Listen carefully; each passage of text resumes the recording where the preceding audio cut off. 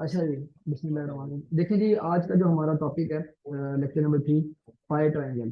के fire triangle क्या होती है और इसके अंदर क्या क्या चीजें होंगी हम देख लेंगे। फायर ट्रायंगल के अंदर हमें पता है तीन चीजें होती हैं, एक फ्यूल, एक हीट और एक ऑक्सीजन। अगर इन तीनों चीजों में से कोई भी एक चीज को अगर आप रिमूव कर दोगे तो आपकी जो इग्निशन सोर्स है, जिस चीज को आग लग रही है वो आग नहीं लगेगी। अगर फ्यूल हो, हीट हो, ऑक्सीजन ना हो, आग लगेगी? नहीं लगेगी। आपके पास जो है हीट है, ऑक्सीजन है, फ्यूल नहीं है, आग नहीं लगेगी। इन तीनों चीजों में से कोई भी एक चीज रिमूव कर दो तो आग जो है, इग्निशन सोर्स जो है वो आग नहीं पकड़ पाएगा। ठीक है, तो ये हमारा क्या, फायर ट्रायंगल। आप देखते हैं classification of fire. Classification of fire में आप देखें 5 टाइप्स है हमारे पास। क्लासिफिकेशन है किसकी, फायर की। क्लास ए जो है वो सॉलिड मटेरियल, कोई भी ऐसा मटेरियल जो आग पकड़ ले, जरूरी नहीं है वो किसी भी फॉर्म में हो सकता है, किसी भी शेप में हो सकता है। ठीक है, क्लास ए के अंदर all kind of solid material आ जाएंगे। ठीक है, क्लास बी देखेंगे, क्लास बी के अंदर हमारे फ्लेमेबल लिक्विड जो है वो आ जाएंगे। क्लास सी के अंदर हमारी फ्लेमेबल गैसेज आ जाएंगी। क्लास डी के अंदर हमारे मेटल्स आ जाएंगे। क्लास एफ के अंदर हमारी वेजिटेबल ऑयल्स एंड फैट्स जो है ये जो है वो आ जाएंगे। ये हमारे पास 5 तरह की फायर की क्या है जी, क्लासिफिकेशन है। अब हमने क्या करना है जी, fire extinguisher type and usages. Fire extinguisher का आप लोगों को आइडिया होगा, लाल रंग का सिलेंडर होता है। ठीक है, उसके अंदर जो है ना, अभी हमने ये क्लासिफिकेशन पढ़ी है 5 तरह की। अब इसी तरीके से कौन सी किस तरह की, किस टाइप का फायर एक्सटिंग्विशर जो है किस टाइप की फायर के ऊपर जो है इम्प्लीमेंट होना चाहिए, अब हम वो देखेंगे। क्लास जो है आपकी क्या नाम लेते हैं, फायर एक्सटिंग्विशर जो टाइप्स हैं वो है, पहली टाइप जो है वो क्या है जी, वाटर। उसको उसने ए से डिनोट किया है। ए से डिनोट करने का मतलब ये है कि जो हम ऊपर क्लासिफिकेशन पढ़ के आ रहे हैं फायर की, सॉलिड मटेरियल के ऊपर आप वाटर का क्या कर सकते हो, इस्तेमाल करते हो। और जो फायर एक्सटिंग्विशर होगा उसके ऊपर जो उसकी स्ट्रैप होगी वो किस कलर में होगी, रेड कलर में होगी। ठीक हो गया। फिर कार्बन डाइऑक्साइड एक another category of fire extinguisher. First category water थी, सेकंड कैटेगरी कौन सी है, कार्बन डाइऑक्साइड। कार्बन डाइऑक्साइड की जो फायर एक्सटिंग्विशर है, आप उसकी इम्प्लीमेंटेशन कहाँ पे कर सकते हो, क्लास ए की फायर पे और क्लास बी की फायर के ऊपर। ठीक है, और इसके ऊपर जो उसका स्ट्रैप होगा फायर एक्सटिंग्विशर के ऊपर वो ब्लैक कलर में होगा। फिर देखिए थर्ड कैटेगरी कौन सी है, फोम है। फोम भी सेम लाइक दैट क्लास ए और क्लास बी की जो है फायर के लिए आप जो है इस्तेमाल करोगे। ठीक है, और उसका जो स्ट्रैप होगा फायर एक्सटिंग्विशर के ऊपर जो लगा हुआ होगा वो कौन से रंग का होगा, वो येलो कलर का होगा। अब समटाइम क्या होता है, इन केस ऑफ इमरजेंसी आप खड़े होकर पढ़ोगे तो नहीं फायर एक्सटिंग्विशर को, तो आपको स्ट्रैप बता देगा कि इस एक्सटिंग्विशर के अंदर कौन सा ये मतलब किस कैटेगरी का जो है ये एक्सटिंग्विशर है। ठीक हो गया। फिर देखो जी, डीसीपी। डीसीपी बोलते हैं dry chemical powder. All general purpose के लिए जो है आप इनको यूज कर सकते हो, डीसीपी को। और इसके ऊपर जो स्ट्रैप होगा वो ब्लू कलर का होगा। फिर देखो जी, फिफ्थ कैटेगरी हमारे पास जो है फायर एक्सटिंग्विशर की, वो कौन सी है, वेट केमिकल। और वो क्लास एफ जो हम देख चुके हैं, क्लास एफ की फायर जिसमें हमारे पास वेजिटेबल ऑयल और फैट चर्बी मौजूद थी। उस तरह की जो है फायर के लिए हम वेट केमिकल का इस्तेमाल कर सकते हैं। इसका जो स्ट्रैप होगा वो होगा लाइट पिंक कलर में। अब आगे देखो जी, always use correct type of extinguisher for correct type of fire. वो आपको बात कर रहा है कि आपने जो एक्सटिंक्शर इस्तेमाल करना है, ये ना हो कि आप गलत एक्सटिंक्शर जो है इस्तेमाल कर बैठो, जिसकी वजह से जो आपका मटेरियल है वो डैमेज हो जाए या वो खराब हो जाए। ठीक है, तो आपने इस चीज़ का ध्यान रखना है। ठीक है। फिर देखें जी आगे, पास। ये एक बेसिकली एब्रीविएशन बनता है, ये अब देख लेते हैं आगे। Apply pass for extinguish fire. आग को बुझाने के लिए आप क्या करोगे, पास का जो मेथड है, इस मेथडोलॉजी को आप क्या करोगे, अडॉप्ट करोगे। इसका एब्रीविएशन क्या है जी, P for pull the pin. Extinguisher आप देखोगे, एक्सटिंक्शर के गेज के पास जो है ना एक पिन लगी होती है। ठीक है, वो सबसे पहले जो है आप उस पिन को जो है क्या करोगे, पुल करोगे, गेज जो है वो फ्री हो जाएगा। ठीक है, फिर आप क्या करोगे, second step A. A for am the base of the fire. जहां पे, जिस मटेरियल को, जहां से आग उठ रही है, जिस चीज को आग लगी हुई है, आपने उस जगह पे जो है एम लेना उसका। ठीक है, निशाना बांधना। देन आफ्टर आप क्या है जी, next step S, squeeze the lever. आपने क्या करना है, लीवर को दबाना है, लीवर को प्रेस करना है। ठीक है, और फोर्थ स्टेप क्या है, S, sweep right and left. आपने क्या है, उसको राइट और लेफ्ट जो है उसको मूव करना है। फायर एक्सटिंग्विशर की जो नोब है, जो पाइप आ रहा होता है जिसके अंदर से जो है ना आपका जो भी जिस कैटेगरी का होगा, वही चीज उसके अंदर से निकलेगी। ठीक है, तो इस तरीके से जो है आप क्या करते हो, आग को बुझाते हो। Pull the pin in the base of fire, squeeze the lever, switch side by side, that is the methodology to extinguish the fire. ठीक हो गया। अब वो आपको बात कर रहा है लास्ट स्टेप में, jerk extinguisher 3 time upside down except DCP. आपने क्या करना होता है, जब भी आप एक्सटिंक्शर का यूज करने लगते हो, बिफोर यूज ऑफ एक्सटिंक्शर आपने उसको जर्क करना है। जर्क मतलब आपने उसको जो है ना हिलाना है, कम से कम आप उसको 3 दफा अपसाइड डाउन साइड जो है आप उसको हिलाओ, then after you are going to use it. ठीक हो गया, क्योंकि अंदर जो डिफरेंट केमिकल्स होंगे वो आपस में रिएक्ट करेंगे, देन आफ्टर जो है आप लिवर को स्क्वीज करोगे, देन वो जो भी अंदर उसका लिक्विड है, वाटर है, केमिकल है, वेट केमिकल है, ड्राई केमिकल पाउडर है, फोम है, वट एवर जो भी है उसके अंदर, वो सब बाहर आना शुरू हो जाएंगे। ठीक है, फिर देखो जी, race. In case of fire apply race. अगर आग लगती है या आग लगने के केस में आपने क्या करना है, रेस जो है उसकी इंप्लीमेंट करनी है। आर क्या जी, रेस्क्यू, आपने रेस्क्यू करना है। ए क्या है, अलार्म, अलार्म दबाना है, आपने अलार्म बजाना है। सी फॉर कंफाइन, ई एक्सटिंग्विश। ठीक है, आपने उसको बजाना है। अब देखो जी, इसके अंदर क्या है जी, 50 मीटर फायर हाइड्रेंट होज होती है। ये जिस तरीके से आप देखते हैं माशाल्लाह से हमारे फायर ब्रिगेड जो हजरात होते हैं, उनके पास एक होज होती है रेड कलर की। ठीक है, जिसको हम अपने सादा जबान में अल्फाज में जो है पाइप भी बोल सकते हैं। जो ये पाइप होती है, फायर हाइड्रेंट जो होज होती है, ये किसकी लेंथ बता रहा है आपको, लेंथ कितनी होती है, 50 मीटर होती है इसकी। ठीक है, और जो इसके अंदर जो वाटर का जो प्रेशर है वो कितना होता है, 8 से लेके 30 बार तक इसका वाटर प्रेशर होता है। ठीक हो गया। नेक्स्ट टॉपिक जो है हमारा वो है फ्लेयर सिस्टम। हम देख लेते हैं जी।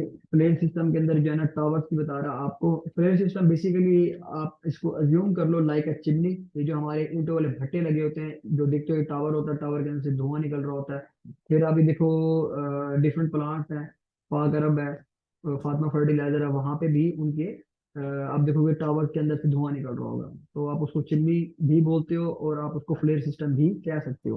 पर चिमनी और फ्लेयर सिस्टम के अंदर थोड़ा सा डिफरेंस होता है। ठीक है, वो मैं आपको ही बता देता हूँ। अब वो बता रहा है जो टावर्स होते हैं उनकी कितनी टाइप्स होती हैं, 5 टाइप्स होती हैं। जो फर्स्ट कैटेगरी है उसके अंदर क्या होंगे, हाइड्रोकार्बन गैस के फ्लेम होंगे। ठीक है, हाइड्रोकार्बन के जितने भी मतलब आप कह लो उसके जो गैस होगी, जो ये टावर होगा उसके अंदर सिर्फ और सिर्फ हाइड्रोकार्बन के ही कंटेंट होंगे। ठीक हो गया। फिर आगे देखो जी, सेकंड बात कर रहा है सोर गैस फ्लेम, उसके अंदर क्या होंगे जी, सल्फर के कंटेंट होंगे।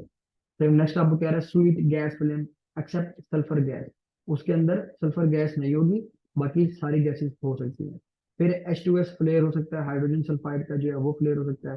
फिर एक इमरजेंसी फ्लेयर हो सकता है, जिसको आप इन केस ऑफ एक्सीडेंट की जो है जब कोई एक्सीडेंट होगा, देन आफ्टर जो है एक इमरजेंसी फ्लेयर जो है आप क्या करोगे, चलाओगे। तो ये जो है हमारे पास 5 कैटेगरीज हैं फ्लेयर सिस्टम की।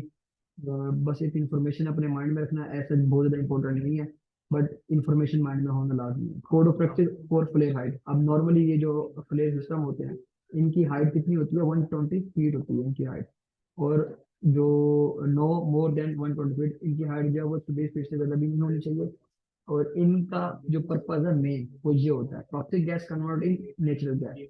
क्या करते हो, जब भी आप अपनी टॉक्सिक गैसेस को अपने एटमॉस्फेयर में रिलीज करते हो, before release of toxic gases in the atmosphere you are going to burn these gases. ठीक है, आप क्या करोगे, इन गैसेस को क्या कर दोगे, बर्न कर दोगे। ठीक है, इससे वो क्या होंगी, वो नेचुरल गैस के अंदर कन्वर्ट हो जाएंगी। आगे देखो जी, हैज ऑफ एब्रीविएशन है हैजर्ड ऑपरेबिलिटी का use in process safety, design safety, project safety, general safety. ठीक है, हर तरह की सेफ्टी के अंदर आप हैजर्ड ऑपरेबिलिटी को आप क्या कर सकते हो, यूज कर सकते हो। इसको जो है पीएचए भी बोलते हैं, प्रोसेस हैजर्ड एनालिसिस भी। नेक्स्ट हमारे पास है जी hazard, hazard identification use in project safety and general safety. Hazard identification की जो है ना आगे मजीद 2 टेक्निक्स हैं, जिसको हम बोलते हैं, एक फर्स्ट टेक्निक जो है आपकी जेएसए है, जॉब सेफ्टी एनालिसिस। ठीक है, और सेकंड क्या है, रिस्क असेसमेंट। जेएसए और रिस्क असेसमेंट जो है मोस्ट इंपॉर्टेंट क्वेश्चन है, जो अक्सर इंटरव्यूअर जो है वो आपसे पूछ लेता है। जॉब सेफ्टी एनालिसिस जो होता है वो आपका किसी भी एक स्पेसिफिक एक्टिव के किसी भी जो एक एक्टिविटी परफॉर्म की जाती है आपकी वर्क प्लेस साइट के ऊपर, उसके अकॉर्डिंग होगा। लाइक आप अज्यूम कर लो हाइड्रोजेटिंग हो रही है, हाइड्रो टेस्टिंग हो रही है, आपकी कटिंग हो रही है, ग्राइंडिंग हो रही है, वेल्डिंग हो रही है। तो किसी भी एक एक्टिविटी जो आपके माइंड में आ रही हो उसको ज्यूम कर लो, उस एक एक्टिविटी के रिगार्डिंग हैजर्ड को और उसके कंट्रोल मेजर की इम्प्लीमेंटेशन हुई होती है जेएसए के अंदर। Only one specific hazard. Risk assessment के अंदर क्या होता है, होल साइट के अंदर जितने भी आपके हैजर्ड्स होंगे उन सब के मुतालिक आप जो है देखोगे। ठीक है, रिस्क असेसमेंट में हम जितने भी जो होंगी आपके वर्क प्लेस साइट के ऊपर हैजर्ड्स, तो आप उनको देखोगे, रिस्क वगैरह को देखोगे, होल साइड के जितने भी रिस्क हैं उनको, और जेएसए के अंदर सिर्फ एक स्पेसिफिक एक्टिविटी को जो है आप के लिए जो है ना आप जेएसए अटैच करते हो अपने परमिट के साथ। ठीक हो गया। नेक्स्ट हमारे पास क्या है जी, has phone only on abbreviation. क्या है जी, सिर्फ एक एब्रीविएशन है, हैजर्ड ऑफ कंस्ट्रक्शन इंडस्ट्री। ठीक है, ये एब्रीविएशन के ऊपर भी थोड़ा सा फोकस रखना, समटाइम क्या होता है जी वो आपसे सिर्फ एब्रीविएशन भी पूछ लेता है। हैज कौन क्या है, हैजर्ड ऑफ कंस्ट्रक्शन इंडस्ट्री, और हैज कौन क्या है आपका, hazard of hazard communication. Has कौन आपका क्या है, हैजर्ड कम्युनिकेशन। अब हैजर्ड कम्युनिकेशन के हमारे पास डिफरेंट जो है मेथड है, किस तरीके से हम कम्युनिकेशन करते हैं regarding hazard. Training, through training हम हैजर्ड की कम्युनिकेशन कर सकते हैं। Through TBT tool box talk के थ्रू जो हम अपने हैजर्ड्स की कम्युनिकेशन कर सकते हैं। फिर सेफ्टी साइंस की अगर हम वर्कप्लेस साइड के ऊपर इम्प्लीमेंटेशन कर दें तो इस तरीके से हम हैजर्ड की कम्युनिकेशन कर सकते हैं। कम्युनिकेशन मेथड्स हैं हमारे पास, डिफरेंट मेथड्स हैं कम्युनिकेशन के, उनके थ्रू हम हैजर्ड की कम्युनिकेशन कर सकते हैं। ठीक है, फिर कंसल्टेशन मेथड है, उसके थ्रू हम हैजर्ड की कम्युनिकेशन कर सकते हैं, और सेफ्टी कंपेन्स जो है हम चला के हैजर्ड्स की कम्युनिकेशन कर सकते हैं। ठीक हो गया। अब देखो जी नेक्स्ट क्या है हमारे पास, नेक्स्ट हमारे पास है intrinsically electrical equipment. Intrinsically electrical equipment क्या होते हैं, any electrical equipment which does not possess the capability to produce spark. कोई भी ऐसे इलेक्ट्रिकल इक्विपमेंट जिनको आप यूज करते हो जो स्पार्क जनरेट नहीं करते हैं, वो कौन से होते हैं, इंट्रिंसिकली इलेक्ट्रिकल इक्विपमेंट्स होते हैं। और इंट्रिंसिकली इलेक्ट्रिकल इक्विपमेंट को आप सादा अल्फाजों में डीसी करंट यूज करने वाले इक्विपमेंट्स भी बोल सकते हो। ठीक है, जो ज्यादातर आपके जो है ना 24 वोल्ट्स के ऊपर ऑपरेट हो रहे होते हैं। ठीक है, तो डीसी करंट और एसी करंट का आपको पता होगा, एसी बेसिकली एब्रिविएशन है अल्टरनेटिंग करंट, जो हर लम्हा ब लम्हा अपनी वैल्यू को फ्लक्चुएट कर रहा है, चेंज कर रहा है। डीसी करंट डायरेक्ट करंट का एब्रिविएशन है, डायरेक्ट करंट जो है अपनी जो वैल्यू है वो चेंज नहीं करता। ठीक है, तो इस वजह से गैस के अंदर स्पार्क प्रोड्यूस नहीं होता है।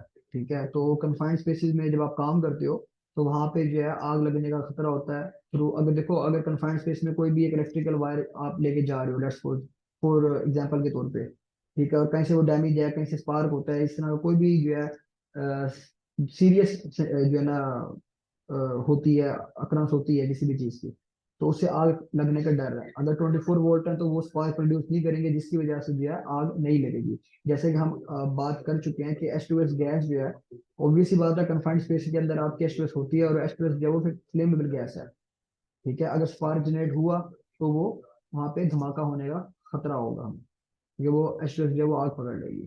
ठीक है, अब लोकल लाइट, नॉर्मल कोई भी आप लोकल लाइट का यूज कर सकते हो या स्पॉट लाइट का यूज कर सकते हो, बट आप देखोगे कि उनके वोल्टेज जो है वो ज्यादा हाई नहीं होने चाहिए। ठीक है, पायरोफोरिक मटेरियल ऐसे मटेरियल होते हैं जो खुद ब खुद आग पकड़ लेते हैं, सेल्फ इग्निशन मटेरियल होते हैं, ऑटो इग्निशन, इनको खुद ब खुद आग लगती है। इट कैचेस फायर एक साल भी खुद ब खुद आग पकड़ लेते हैं।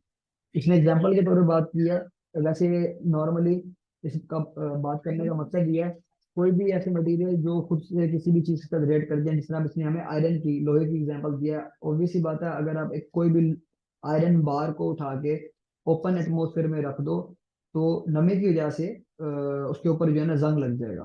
ठीक है, आप लोगों ने देखा होगा। फिर आप देखो जो कोयला है, ठीक है, कोल, चारकोल जो है आपका, इसको आप देखो हमेशा जो है एम्बियंट टेम्परेचर के ऊपर, रूम टेम्परेचर के ऊपर जो है हम इसको स्टोर करते हैं। क्यों करते हैं, क्योंकि ये अगर आप हॉट टेम्परेचर के अंदर जो है इसको रखोगे तो ये समटाइम आग पकड़ लेता है। ठीक है, फिर वो आपको बता रहा है इस तरह के जो मटेरियल्स हैं पायरोफोरिक मटेरियल्स को आपने स्टोर करना कहाँ पे, इन पिट्स में और इन वेट कंडीशंस। ठीक हो गया। नेक्स्ट दी हमारा TBT, tool box start. Before start of any activity you are going to inform the worker regarding hazard, that is called tool box start. ठीक है, the safety talk conduct just before the start of work. ठीक है, ये जो है आप कोई भी जिस तरह वर्कर है, जिस तरह हमारी कंपनी के पास कोई भी स्कोप है, हम जो है क्लाइंट की प्रीमिसेस के ऊपर जो है काम कर रहे हैं, तो बिफोर स्टार्ट ऑफ वर्क हमने क्या करना है, इंफॉर्मेशन, इंस्ट्रक्शन और ट्रेनिंग प्रोवाइड करनी है, सुपरविजन देनी है किनको, वर्कर्स को। इंफॉर्मेशन हमने देनी है रिगार्डिंग हैजर्ड, जो वर्क प्लेस साइड पे वो काम कर रहे हैं, तो उस वर्क प्लेस साइड के ऊपर जो जो हैजर्ड एसोसिएटेड होंगे उनके मुतालिक हम अपने वर्कर्स को प्रोवाइड करेंगे। फिर टीबीटी की दो टाइप्स होती हैं, two types of TBT. First local TBT, second क्या है, मास टीबीटी। लोकल टीबीटी और मास टीबीटी। मास टीबीटी क्या है, गैदर्ड अनाउंस प्रॉब्लम, जितने भी प्रॉब्लम्स होंगे आपके वर्क प्लेस साइट के ऊपर, आप उन सबके रिगार्डिंग जो है अपने वर्कर्स को इन्फॉर्म करोगे, वो आपकी मास टीबीटी है। जबकि लोकल टीबीटी क्या है, अकॉर्डिंग टू द एक्टिविटी, जो जो एक्टिविटीज या जो जो स्कोप आपकी कंपनी को दिया गया है, जो एक्टिविटीज आपके वर्कर्स ने परफॉर्म करनी है, उनके अकॉर्डिंगली उन हैजर्ड जो हैजर्ड एसोसिएट हुए हुए हैं उनके मतलब हम अपने वर्कर्स को बताएंगे। That is called TBT, tool box talk. ठीक है, TBT from also should be provided for check competency. Workers की जो है कॉम्पिटेंसी को चेक करने के लिए जो है हम क्या करते हैं, टीबीटी का इस्तेमाल करते हैं। ठीक हो गया। अब नेक्स्ट थिंग क्या है जी, एसओपी। एसओपी क्या है, standard operating procedure. Standard operating procedure क्या है, sequence wise do the activity. ठीक है, और second thing also tell information about safe working load, और आपने इंफॉर्मेशन प्रोवाइड करनी है सेफ वर्किंग लोड के अकॉर्डिंग। एसडब्ल्यू क्या है, सेफ वर्किंग लोड। ठीक हो गया। फिर देखेंगे नेक्स्ट हमारे पास कौन सा टॉपिक आ रहा है जी, मेथड स्टेटमेंट। अब मेथड स्टेटमेंट क्या होती है जी, the agreed way of doing work between client and contractor. अब कोई भी कंट्रैक्टर है, उसने क्लाइंट के पास प्रीमिसेस पे जाके काम करना है। तो जिस तरीके से अब कंट्रैक्टर जो है वो क्या करता है, वो कंसल्टेशन करेगा क्लाइंट के साथ। ठीक है, उनके इन बिटवीन जो है कम्युनिकेशन होगी कि आप लोगों ने हमारे साथ किस तरीके से काम करना है, उसको क्या बोलते हैं, हम मेथड स्टेटमेंट बोलते हैं। ठीक है जी। एमएसडीएस कोई इंपॉर्टेंट नहीं है, जस्ट इसको देख लो। नॉर्मली आप देखते हो मेडिसिन लेते हैं, कुछ भी लेते हैं, अंदर से एक व्हाइट रंग का पेपर निकलता है, या कोई भी हम इक्विपमेंट लेते हैं तो उसमें एक जो है हैंडबुक निकलती है। तो ये वही चीज है। ठीक है।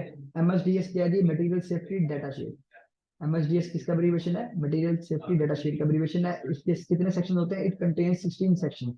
ठीक है, उन सेक्शन के अंदर क्या क्या होता है वो देख लेते हैं। Chemical product and company identification, first thing. Second